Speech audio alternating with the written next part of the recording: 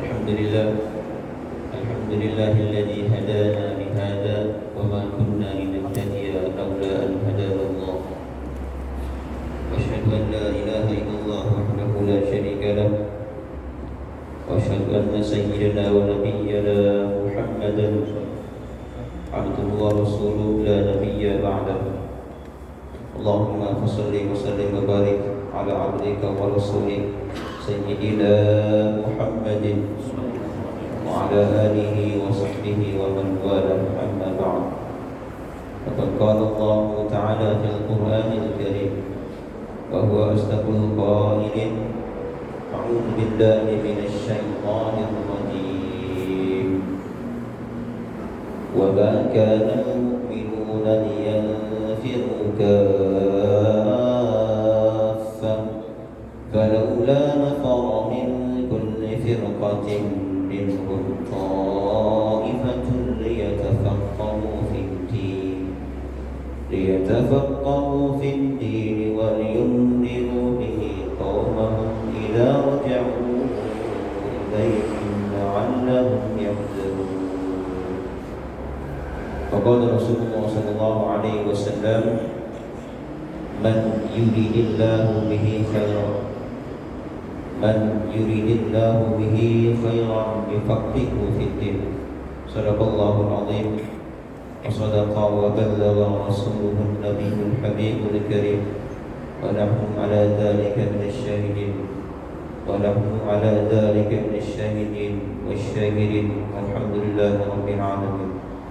ربنا افتح بيننا وبين قومنا بالحق وأنت خير الفاتحين. سبحانك لا علم لنا إلا ما علمتنا إنك أنت العليم الحكيم.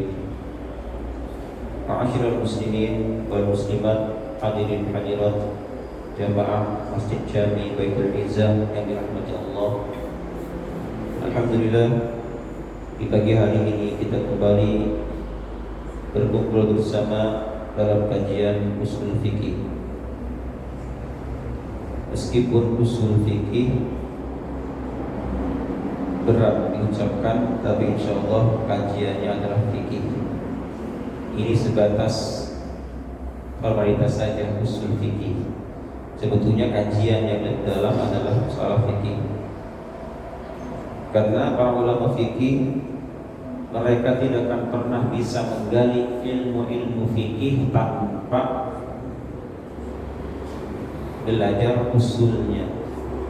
Akarnya di mana? Ketika mereka mengetahui akar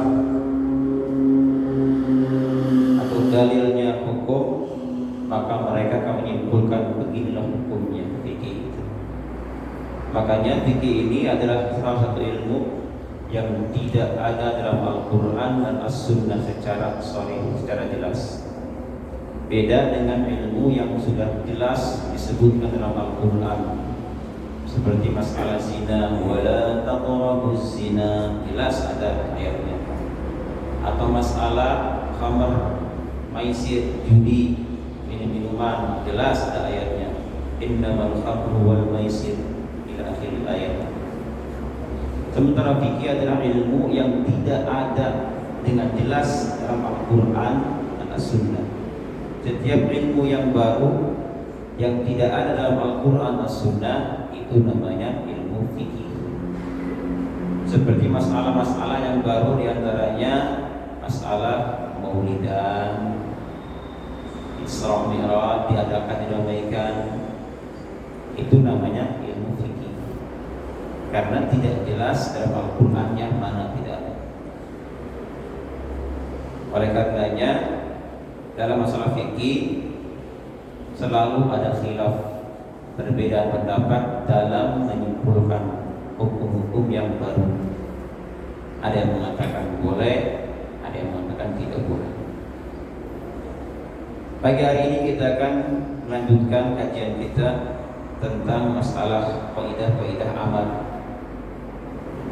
Sebelumnya disebutkan bahwa di antara amal adalah semua amal asal mula hukumnya adalah wajib.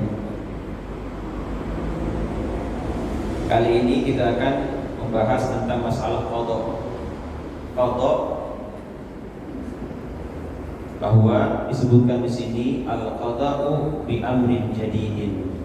Al-qada'u bi amrin jadidin. Masalah qada adalah amrun jadid, perintah baru, bukan perintah lama. Ada orang ketika dia tertinggal kewajiban, misalnya sholat 5 waktu, misalnya dia tertinggal sholat 5 waktu, maka wajib baginya untuk mengqadanya. Qada. Nah, ketika seseorang melakukan qada karena kewajibannya tertinggal, maka si qada ini adalah amrun jadid, perintah baru, bukan perintah yang dulu. Misal kita diwajibkan untuk melakukan sholat 5 waktu, di antaranya subuh. Dan ketika seseorang tertinggal subuh, katakanlah sekarang waktunya dari jam 4 misalnya sampai jam setengah 6 waktunya, dari jam 4 sampai setengah 6 itu batas perintah kita untuk melakukan sholat subuh. Dan ternyata dari jam 4 dan jam setengah 6 lewat kita baru bangun, maka kita diwajibkan untuk mengqada sholat subuh tadi yang tertinggal. Nah, qada di sini itu bukan perintah yang tadi berlaku dari jam 4 sampai jam setengah 6, tetapi perintah baru. Karena sudah habis masa-masa perintah sholat yang ditetapkan waktunya. Ini yang pertama. Pendapat ini dipegang oleh madhabul jumhur. Kebanyakan para ulama berpendapat qada itu termasuk amrun jadid, perintah baru, bukan yang dulu. Dan hujah mereka diantaranya ada sebuah hadis Nabi dari Bukhari, dari Aisyah radhiyallahu anha, bahwasanya Aisyah pernah berkata, kunna nu'maru bi qada'is shaum wa la nu'maru bi qada'is shalah. Kata beliau, kunna nu'maru bi qada'is shaum, kami diperintah untuk mengqada puasa, tetapi kami tidak diperintah untuk mengqada salat. Jadi qada nu'maru diperintah, sementara puasa tidak diperintah. Artinya di sini kesimpulan di sini menyimpulkan bahwasanya ternyata kalau itu adalah amrun jadid, perintah yang baru, bukan yang lama.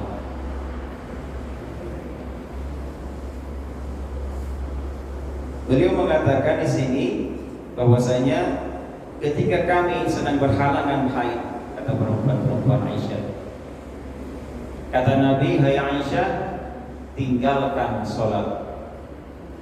Pada isolah, tinggalkan sholat, jangan kamu sholat dalam keadaan haid. Begitupun puasa, tidak boleh perempuan melakukan puasa atau sholat dalam keadaan haid, haram hukumnya. Dan kita ketahui bersama bahwasanya perempuan biasanya mereka haidnya berapa hari? Berapa hari perempuan haid biasanya? 6 atau 7. Terus lamanya berapa? 15 hari. Terus yang paling cepat berapa? Yaumun wa lailatun, sehari semalam. Perempuan paling cepat haidnya sehari semalam, 24 jam. Yang paling sering 6 atau 7 hari. Yang paling lama 15 hari. Dalam masalah haid, ada kalanya tidak terus mengalir darahnya, ada kalanya berhenti. Di tengah-tengah misalnya ada perempuan 15 hari, di pertengahannya berhenti. Apakah ketika seorang perempuan haid berhenti di tengah-tengah jalan darahnya, apakah dia wajib melakukan puasa, sholat, wajib sholat dan wajib melayani suami misalnya, atau semua tertarik dengan waktunya. Kalau waktunya 15 hari, maka sepanjang itu tidak boleh melakukan yang tadi diharamkan seperti sholat. Di sini ada dua pendapat. Ada pendapat Sahbi dan Laqti. Pendapat Sahbi menyebutkan bahwa ketika seorang perempuan haid di masa-masa haidnya, meskipun darahnya berhenti, haram melakukan yang tadinya diwajibkan. Tidak boleh di masa-masa itu melakukan hal-hal yang diwajibkan, termasuk tidak boleh melayani suami. Dan ini pendapat lebih kuat daripada pendapat yang satunya lagi. Nah, pendapat Sahbi menyebutkan bahwa perempuan yang di masa-masa haid pada saat darahnya terhenti, maka boleh melakukan kewajiban-kewajibannya seperti sholat, dan boleh melayani suaminya di masa-masa itu. Tapi ini pendapat tidak sekuat pendapat tadi. Dan perlu kita gali sedikit bahwa sebagai suami hati-hati dalam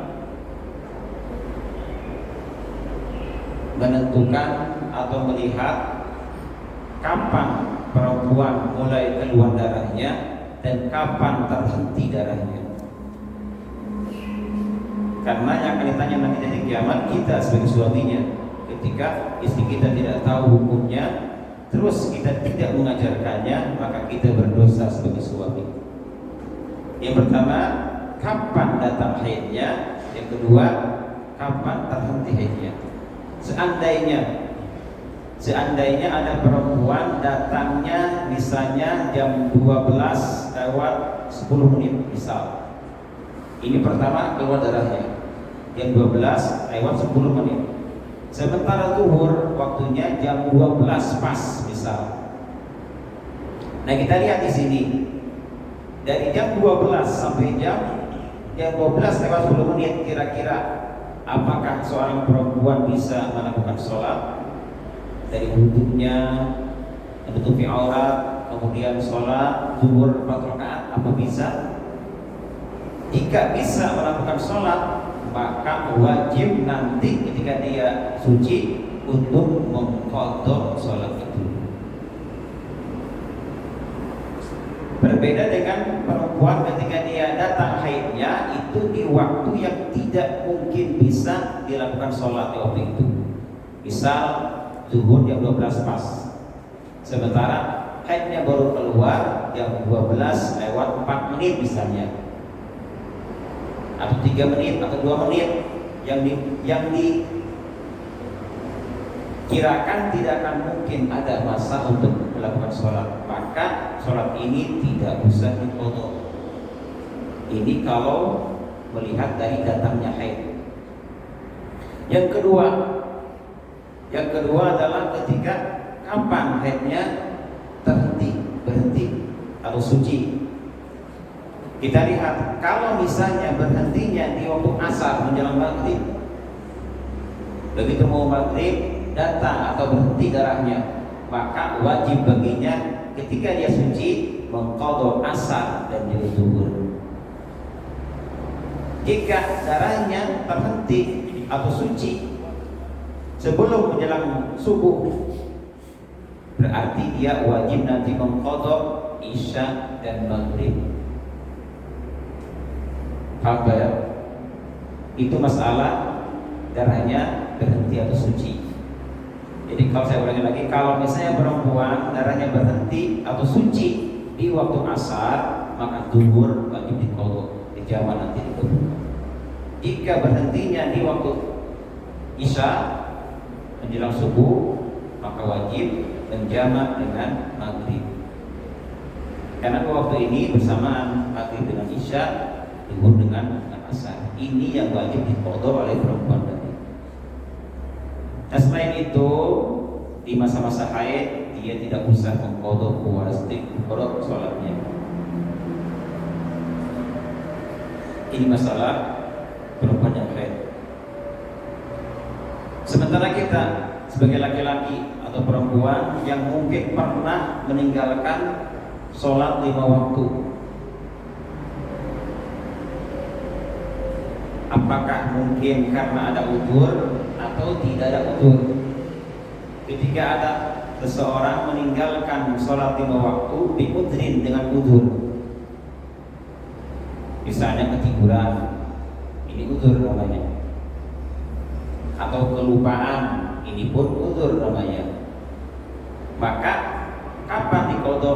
Diqodhonya sunnahnya segerakan qodho sholat yang dia tinggalkan kalau udzur. Tetapi kalau tidak udzur, misalnya dia meninggalkan sholat dalam keadaan malas atau tidur, tapi tidur yang dimungkinkan dia tidak akan bangun di waktu yang ditetapkan. Dia sudah prediksi kalau misalnya saya tidur di waktu ini, maka sholat ini akan terlewati, maka ini disebut dengan tidur tanpa udzur. Bagi orang yang meninggalkan sholat 5 waktu dengan alasan tidak ada udzur, maka wajib seketika melakukan atau mengqadha sholatnya. Wajib mengqadha sholatnya secara langsung, kapanpun dia ingat, maka seketika kerjakan sholat yang ditinggalkan karena udzur. Tambah termasuk diantaranya, kita dulu mungkin pernah ketika masih muda pernah meninggalkan sholat 5 waktu, maka kita lihat waktu kita meninggalkan sholat 5 waktu ini, apakah ditinggalkannya karena udzur atau tidak udzur. Kalau karena udzur, maka sunnah disegerakan sholatnya atau qodhonya. Jika tanpa udzur, maka sholatnya wajib dikerjakan seketika juga, dan bahkan semua aktivitas dia yang sifatnya tidak darurat itu wajib diakhirkan. Utamakan sholat qadha yang kita tinggalkan dulu. Maka sholat sunnah baik qabliyah, ba'diyah, atau tahiyat masjid, atau duha, tahajud, tinggalkan semuanya. Utamakan, dahulukan sholat qadha yang pernah kita tinggalkan dulu. Ini masalah qadha. Karena qadha ini perintah buat kita. Qadha ini adalah membayar hutang. Ketika orang punya kewajiban sholat 5 waktu, kemudian tidak sempat mengerjakan karena udzur atau tidak udzur, maka bayar hutangnya dengan cara qadha.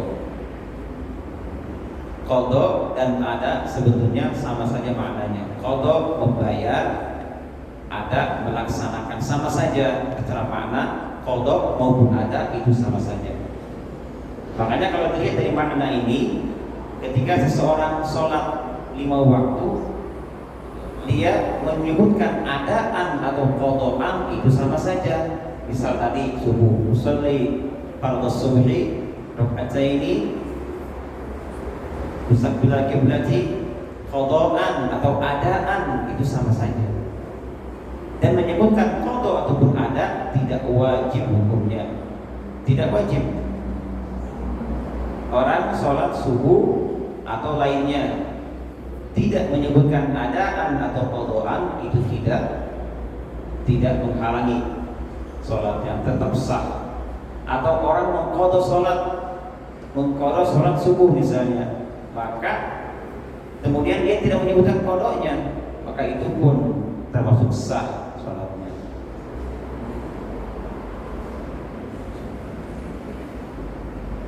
Lalu bagaimana kalau orang meninggal dunia? Orang meninggal dunia tetapi dia punya kewajiban sholat sekian lamanya, puasa sekian lamanya. Bagaimana hukumnya seseorang ketika dia meninggal dunia ada kewajiban yang belum terbayar? Misalnya sholat 5 waktu. Di sini para ulama berbeda pendapat. Ada yang menyebutkan dalam sebuah hadis, man mata wa alaihi salatun, man mata wa alaihi salatun fala qada'a wa la fidyata. Barang siapa yang meninggal dunia dan dia punya kewajiban salat, maka fala qada'a, tidak usah diqadha, wala fidyata, dan juga tidak usah diganti dengan beras atau uang. Kalau sudah meninggal dunia, sudah habis, tidak ada qadha, tidak ada fidyah. Ini pendapat pertama. Yang kedua menyebutkan, ini adalah pendapat yang banyak dipakai, bahwasanya innaha tuqda anhu, wajib diqadha tapi jangan difidyahi. Tidak boleh dibayar dengan beras setiap sholatnya, wajib diqadha oleh walinya atau keluarganya. Berapa lamanya tertinggal, berapa waktu, misalnya 5 waktu, maka keluarganya lah yang akan mengqadha sholat si mayit. Ini niatnya begini, usalli misalnya, dia punya kewajiban sholat subuh, usalli fardhu subhi raka'ataini qada'an anil fulan. Saya berniat sholat subuh qada'an anil fulan, sebagai qada', pengganti atau bayaran hutangnya si fulan yang meninggal dunia. Allahu Akbar. Nanti berikutnya zuhur, usolli fardhu zuhri arba raka'atin qada'an anil fulan. Berlagi Allahu Akbar, dan begitu seterusnya. Ini qada', tidak ada fidyah. Dan yang ketiga, ada pendapat menyebutkan wa fi wajhin wa alai katsirun min ashabina, ada mazhab kita sebagian menyebutkan innahu yu'amu an kulli salatin muddan, ganti dengan bayaran beras. Jadi setiap satu salat yang dia tinggalkan, kewajibannya adalah mengganti salatnya dengan beras 1 mud, 1 liter. Harta siapa? Harta si mayitnya, bukan harta yang ditinggalkannya, tirkahnya dia. 1 sholat 1 liter. Oleh karenanya, seorang yang meninggal dunia, sebelum dibagikan harta warisannya, maka utamakan yang pertama adalah hutangnya dia dulu.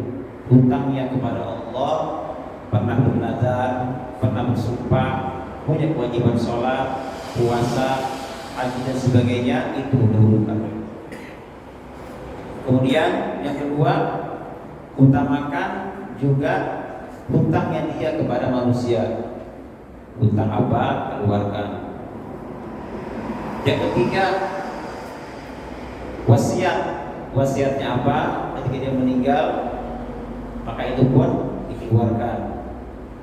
Yang keempat, dia punya kewajiban apa? Untuk mengurus jenazahnya. Yang dari kuburan siapa, berapa biayanya, yang mengkafani dia siapa, itu pun uang dia. Setelah semuanya selesai, baru ada hak atau jatah dari ahli warisnya, dibagi-bagi nanti. Orang dulu pernah ada cerita, ada orang meninggal dunia ceritanya. Dulu kan gak ada listrik, Pak, gak ada listrik dulu.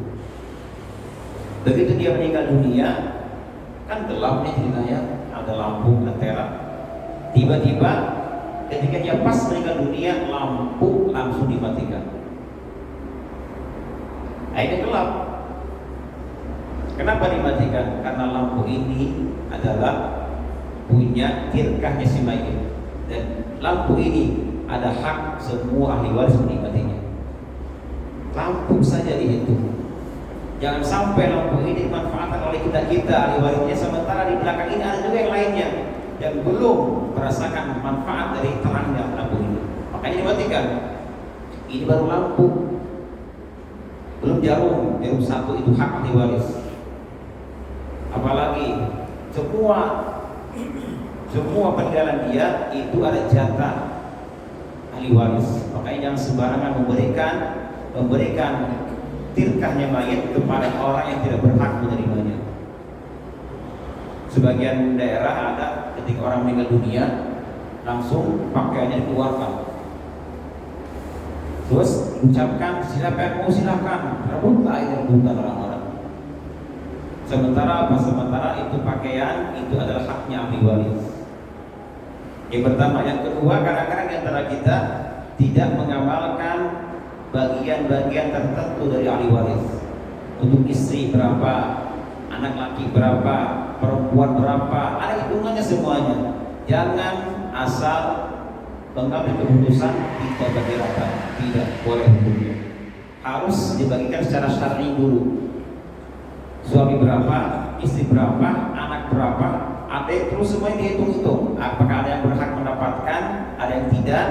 Setelah semuanya dihitung, si fulan sekian, si fulan sekian, si fulan sekian. Nah sekarang silakan. Kalau sudah tetap bagian-bagiannya, silakan sekarang. Apakah mau dibagi rata atau tidak? Kumpulkan lagi.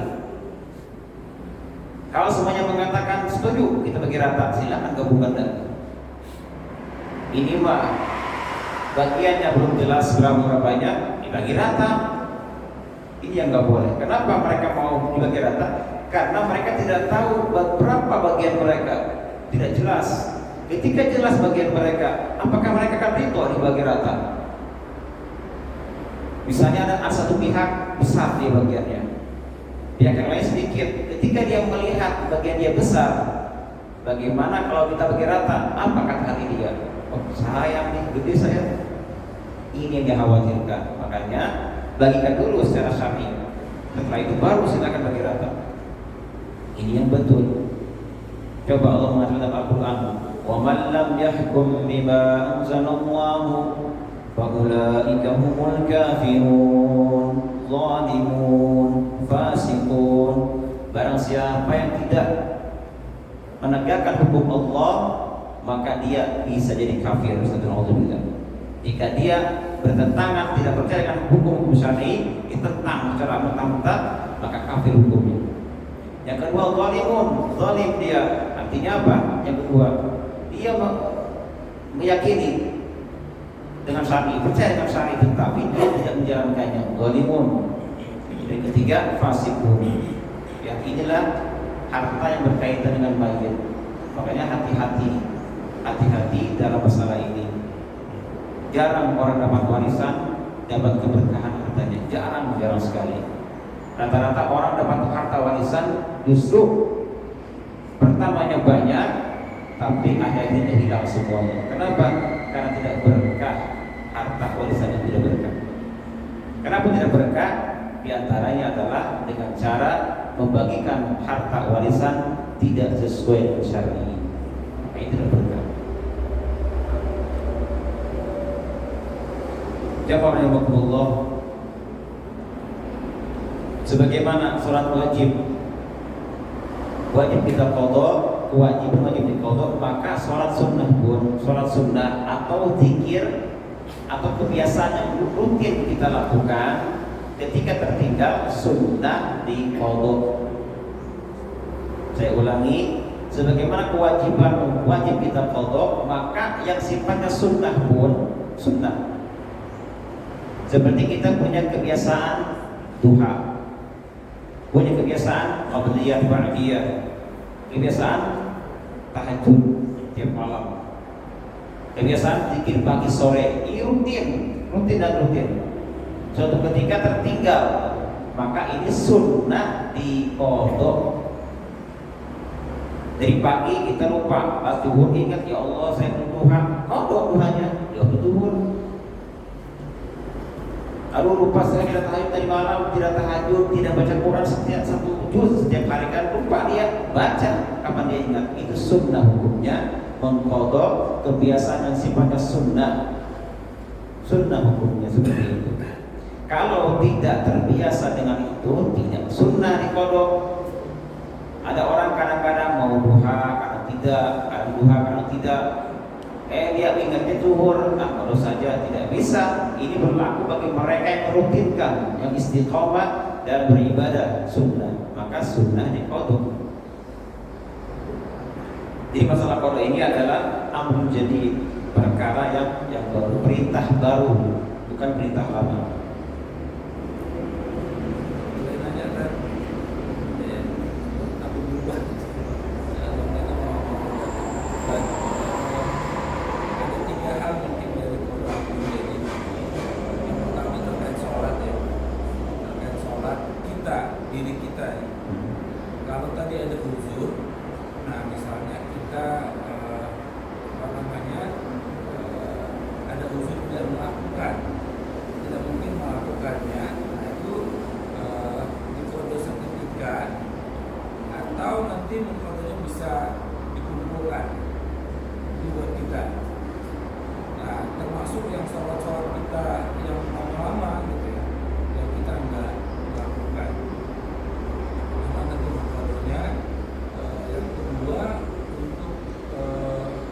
tua ataupun orang tua kita ini mengkodok sholat dan zakat kepada kita.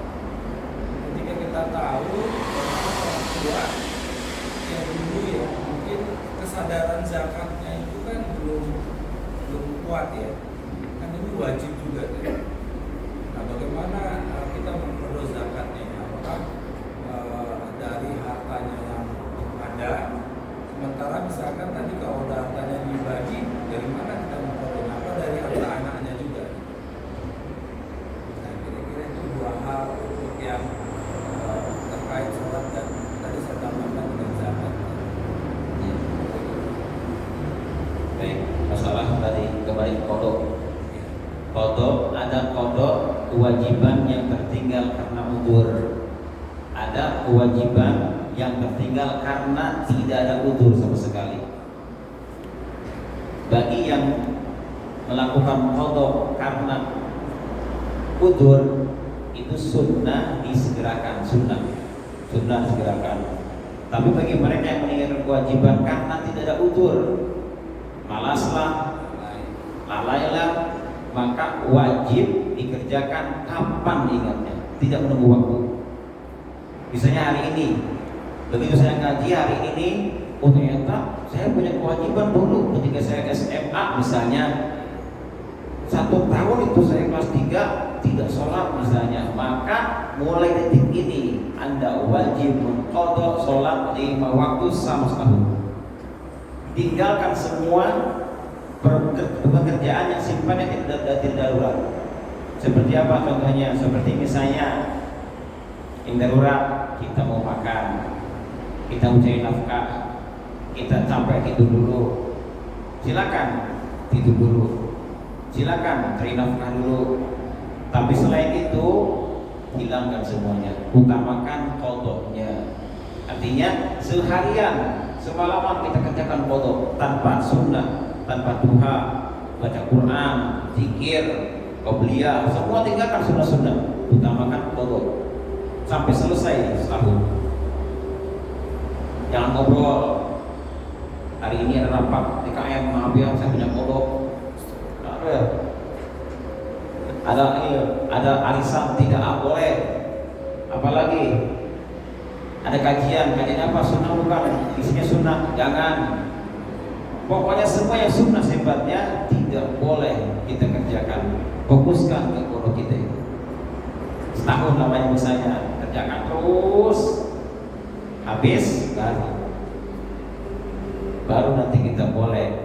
Itu yang qadha-nya tanpa udzur. Tapi kalau udzur maka sunnah disegerakan. Artinya itu tunda pun boleh. Kapan kita mau melakukannya, lagi semangat, kerjakan. Cuma sunnahnya disegerakan.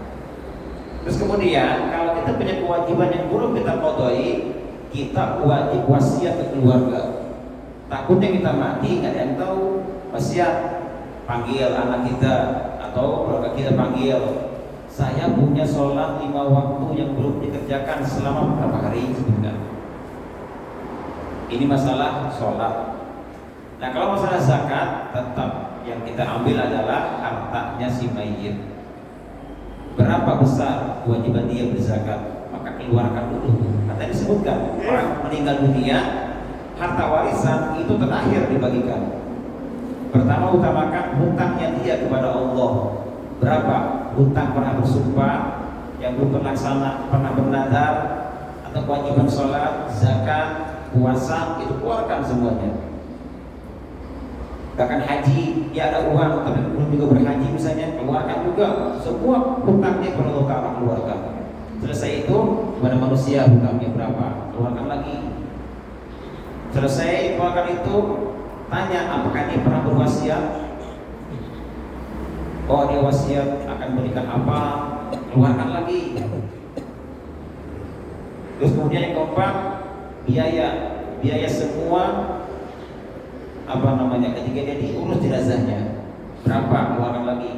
Nah untuk masalah tahlil 1 hari, 2 hari, 3 hari itu tidak wajib pakai harta si mayit, bahkan jadi haram bisa jadi. Tidak boleh memakai harta untuk 1 hari, 2, 3, 40 hari di harta meninggal mayit. Kenapa? Karena ini mutlak harta ahli waris. Terkecuali setelah mau dibagikan, hartanya dipegang masing-masing. Nah, mungkin ada rasa kasihan, saya lah yang membantu untuk acara tersebut misalnya, atau bagaimana baiknya. Jangan pakai harta warisan, kecuali si mayitnya berwasiat. Jika saya mati, tolong tahlilkan saya selama 7 hari misalnya. Bacakan doa, bacakan yasin selama 7 hari, maka baru wajib keluarkan hartanya.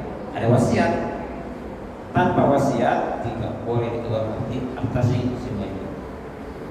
Kalau habis tadi kan banyak keluarkan sholat dulu, zakatnya diganti, apa lagi fidyahnya dikeluarin. Kalau semua hartanya dikeluarkan itu, hajinya dikeluarin, nggak ada warisnya.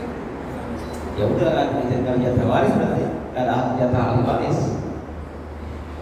Makanya rata-rata harta warisan tidak pernah berkah, jarang berkah orang mendapat harta waris. Kenapa? Karena itu belum dikeluarkan hak-haknya. Jangan kita bangga punya orang tua kaya raya, wah saya warisan. Jangan, itu berkah hartanya. Yang penting itu caranya, bagikan itu semuanya. Beres, baru kita ambil.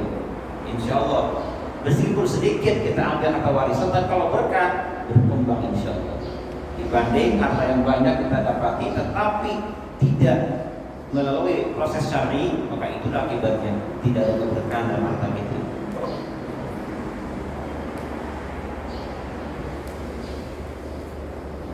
Nah terakhir, sebanyak ya. Terakhir sini masih amat juga bahwa al-amru ba'da nahyi yufidul ibahah. Al-amru ba'da nahyi yufidul ibahah.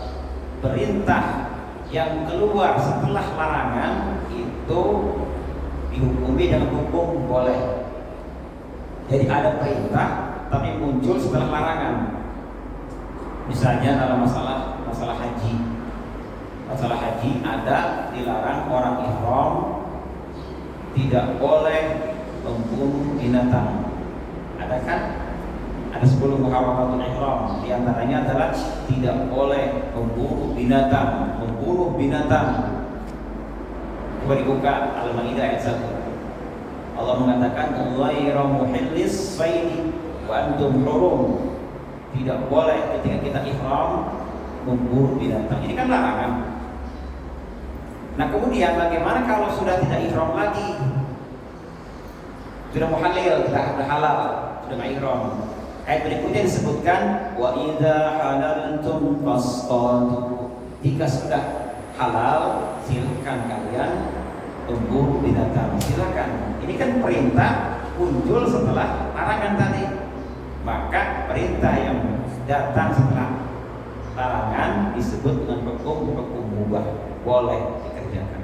Pastolu itu ibadah. Pastolu silakan kalian buru. Yang pertama.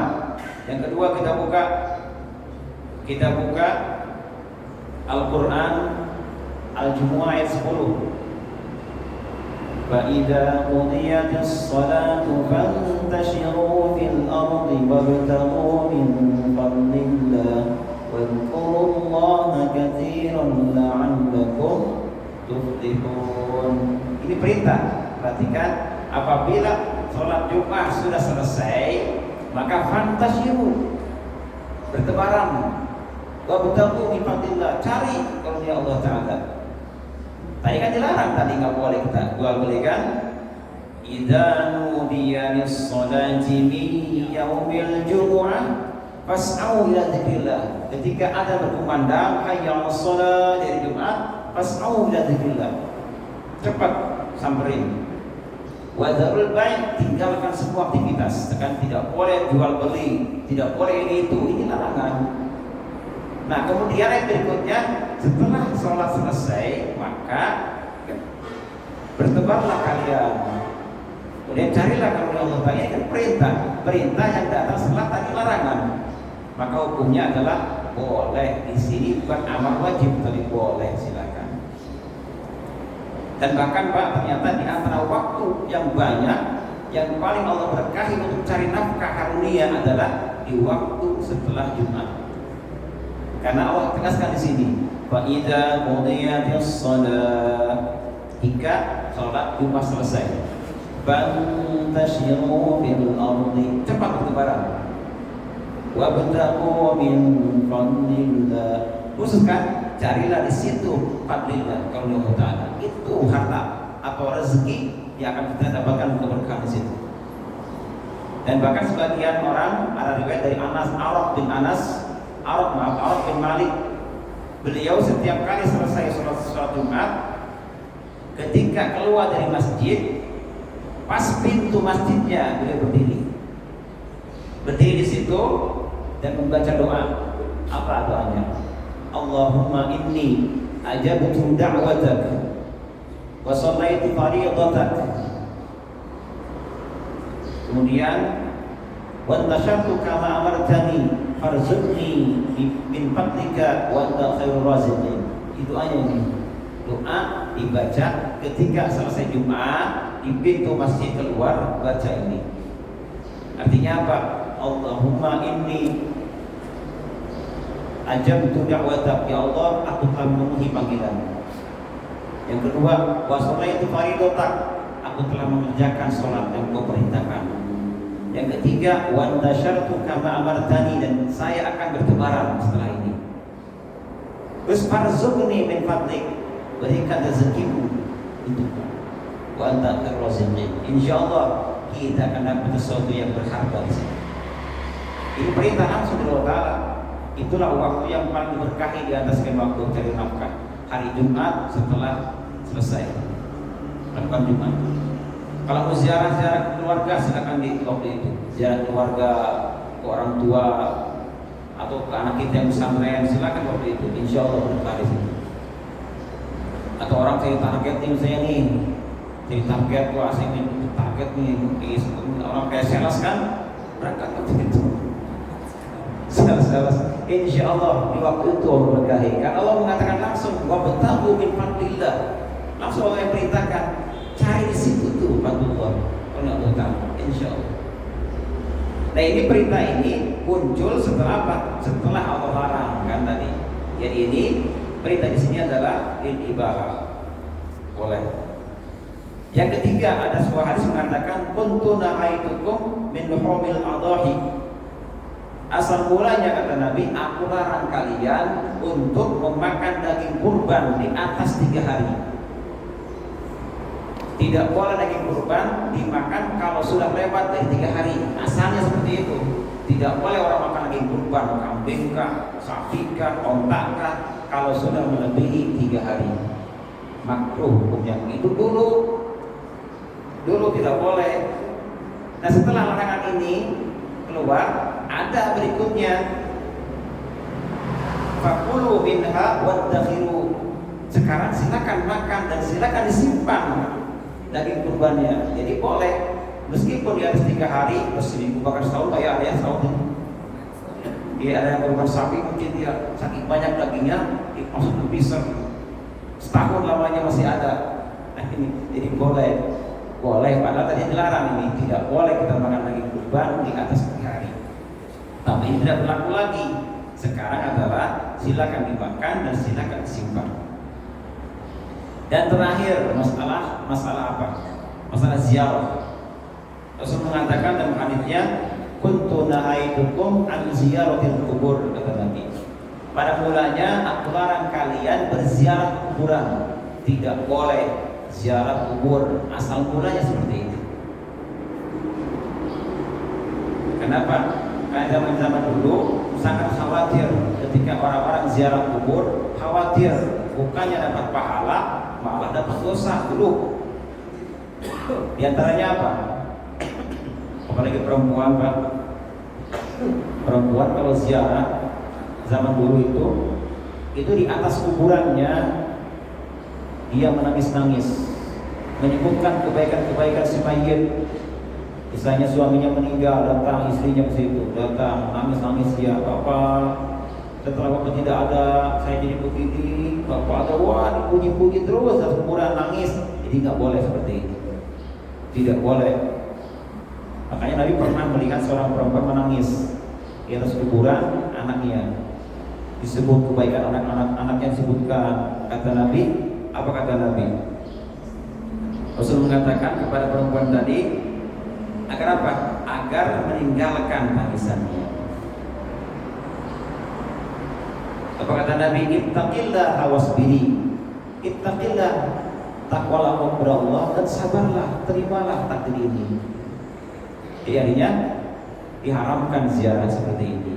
Karena apa? Isinya ketika ziarah bukan dapat pahala tapi siksa bagi si mayit.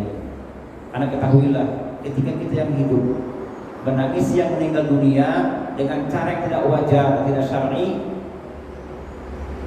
misalnya merobek pakaian, menyakar-nyakar apa yang wajar, saking kita tidak menerima takdir, maka itu bukan pahala buat si mayit tapi azab baginya. Makanya tidak boleh ziarah kubur. Kenapa? Ini suka terjadi. Nah, melihat kesininya kan Nabi, melihat sahabat-sahabat ternyata sudah kuat mereka dan mengikuti apa yang Nabi ajarkan, makanya kata Nabi, fazuhul kubur.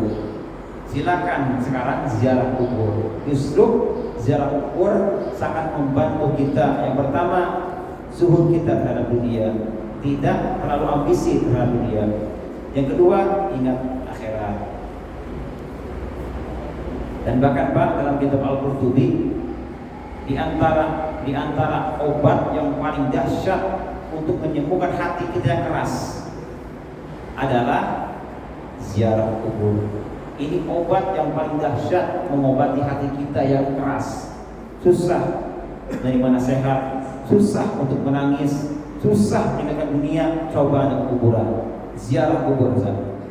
Bayangkan Anda di dalamnya, pasti kita akan merasa seperti itu. Ya Allah, coba kalau saya mati sekarang, amal kurang, dosa banyak, bagaimana saya di alam sana nanti? Maka insya Allah hati kita akan lembut, akan halus, mudah menerima nasihat, mudah untuk menangis insya Allah. Yang kedua, obatnya adalah sering-seringlah melihat orang lagi sakaratul maut, orang yang meninggal dunia. Ketika sakaratul maut kita lihat, kita hadiri jenazahnya, kita lihat bagaimana prosesnya dia meninggal dunia. Itu pun obat hati kita insya Allah nanti. Nah, di sini disebutkan bahwa silakan ziarah kubur. Ini terjadi setelah larangan tadi, tidak boleh berziarah kubur. Nah, kemudian silakan ziarah kubur. Jadi ini perintah muncul setelah larangan. Allah Allah. Yang bertanya silakan. Saya menunggu syuruk. Sudah syuruk belum? Sudah. Syuruk apa isyrok? Beda Pak. Kalau syuruk itu adalah matahari muncul pertama kali, itu namanya syuruk. Nanti di sini tidak boleh sholat syuruk itu. Di waktu ini adalah orang-orang penyembah matahari, mereka menyembah. Nah, ketika syuruk tidak boleh sholat di sini. Tunggu kapan? Kan Nabi mengatakan setelah itu syuruk matahari untuk hatta. Nah, summa sholat, kemudian dia sholat, bukan lalu kemudian dia sholat. Artinya ada jeda waktu di sini. Yang begitu syuruk sholat tidak boleh. Tunggu sekitaran 15 atau 16 menitan. Baru namanya isyrok. Syuruk muncul, nanti kata sempurna terlihat cahayanya. Isyrok artinya memancarkan cahayanya, memancarkan isyrok. Nah, disinilah ada disunahkan sholat isyrok namanya. Udah terang. Jadi syuruk nggak boleh sholat. Pertama subuh, kedua syuruk, ketiga istiwa zuhur, keempat asar, kelima ketika matahari mau tenggelam kemana? Ke bumi menjelang maghrib. Ini 5 waktu haram digunakan untuk sholat yang tidak punya sebab atau punya waktu atau sebabnya sebab yang mutaakhir. Ustaz, memanfaatkan waktu tadi. Ini kan masalah waris tadi ya. Masalah waris ini kan hal yang tabu tadi. Apalagi tadi begitu meninggal ya. Di masyarakat kita tabu kita membicarakan waris di 1, 2, 3 hari setelah meninggal. Apalagi tadi kan ada bahasan kita itu dikeluarkan dulu dari hartanya, ya kan? Jangan boro-boro kita ngomongin itu, Ustaz. Ngomongin dari itu pasti udah diklaim, pasti udah dihukumin macam-macam ya. Ini belum apa-apa belum lagi basah, ya bahasanya kan gitu ya. Masih lagi basah udah ngomongin waris. Nah, kira-kira menurut Ustaz gimana baiknya? Ya, baiknya merubah ya bicarakan waris ini gimana baiknya? Apalagi kadang-kadang Ustaz ya, tadi kesepakatan bersama tanpa membuat hukum syar'inya gitu. Karena kan misalnya istri meninggal, suami meninggal, istri kan biasanya menempati rumah itu Ustaz. Kalau rumah yang ditinggalkan, itu tahu kita misalnya bagi waris, ibu ini harus dibagi gitu kan. Dan istilahnya kebiasaannya itu pasti dilanjutkan terus Ustaz. Nah, kira-kira hukum dan seberapa besar dosanya kira-kira ketika waris itu nggak dibagikan atau masalah tabu ini nggak tetap aja dipertahankan. Terima kasih Ustaz. Ya. Ini sama dengan mencuri, Pak. Orang yang memakan harta yang bukan milik dia sama dengan mencuri, hukumnya haram. Dia makan barang haram.